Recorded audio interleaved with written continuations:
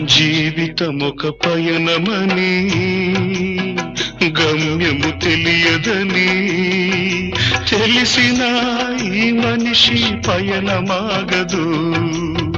జననం ధర్మమని మరణం కర్మమని తెలిసిన జనన మరణ చక్రమాగదు.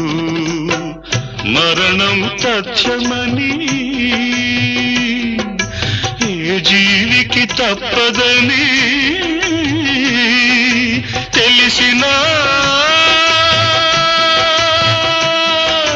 ఈ మనిషి తపనాగదు.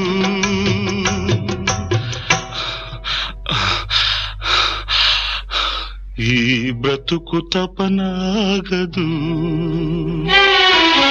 ఆగదు ఏ నిమిషము నీ కోసము.